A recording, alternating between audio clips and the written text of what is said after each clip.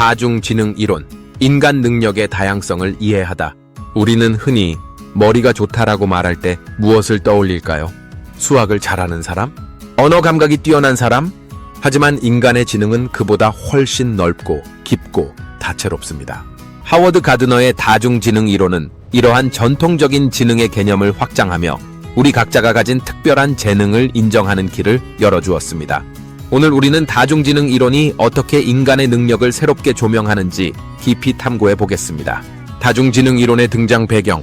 20세기 후반까지 지능은 주로 IQ, Intelligence Quotient로 측정되었으며 논리 수학적 능력과 언어 능력을 중심으로 평가되었습니다. 하지만 하버드 대학의 심리학자 하워드 가드너는 인간의 지능이 단순한 숫자로 측정될 수 없는 복합적인 요소로 이루어져 있다고 주장했습니다.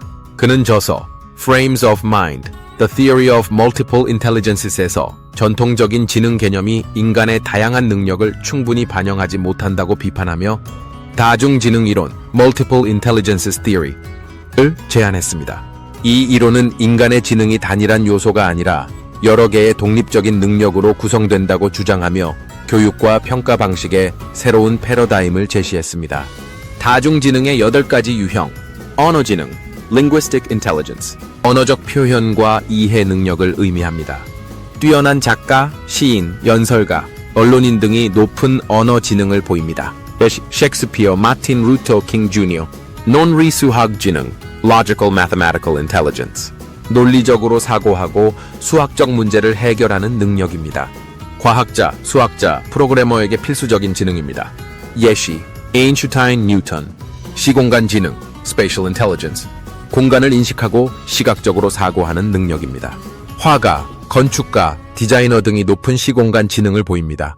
예시 피카소, 레오나르도 다빈치. 음악 지능, Musical Intelligence, 음악적 패턴을 이해하고 창조하는 능력입니다. 음악가, 작곡가, 지휘자 등이 이 지능이 뛰어납니다. 예시, 모차르트, 베토벤. 신스 운동 지능, Bodily Kinesthetic Intelligence, 신체를 효과적으로 활용하는 능력으로 운동선수, 무용가, 외과 의사에게 중요한 요소입니다. 예시, 마이클 조던, 브루스 리. 대인관계 지능, Interpersonal Intelligence, 다른 사람의 감정을 이해하고 효과적으로 소통하는 능력입니다. 정치가, 상담사, 교사 등에게 중요한 능력입니다. 예시, 간디, 오프라 윈프리.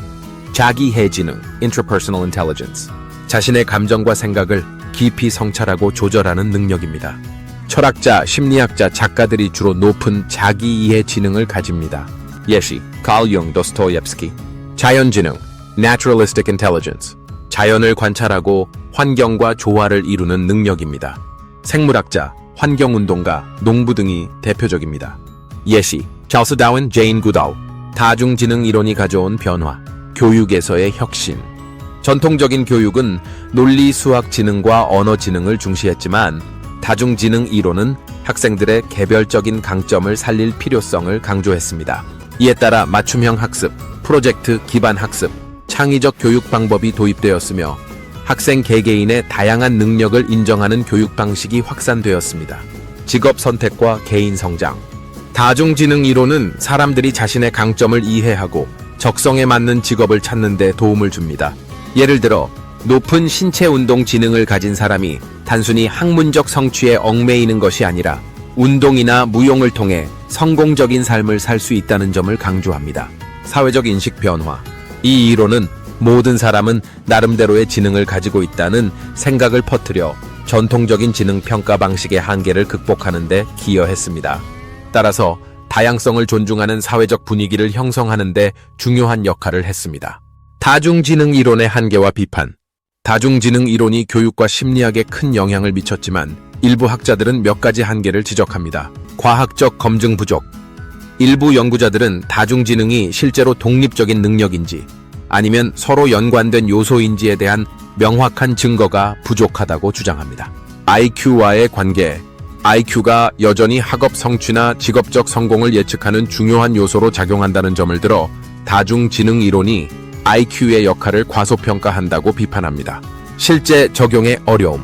교육 현장에서 모든 학생에게 맞춤형 학습을 적용하는 것은 현실적으로 쉽지 않다는 문제가 있습니다.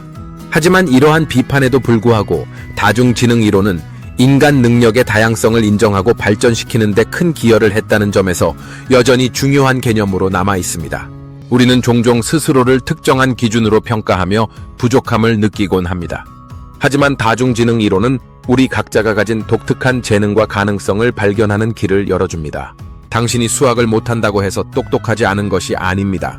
노래를 잘 못한다고 해서 예술적 감각이 없는 것도 아닙니다. 우리의 지능은 무수히 다양한 형태로 존재하며 그 자체로 소중합니다. 이제 당신의 강점은 무엇인가요? 당신만의 지능을 발견하고 발전시켜 보세요.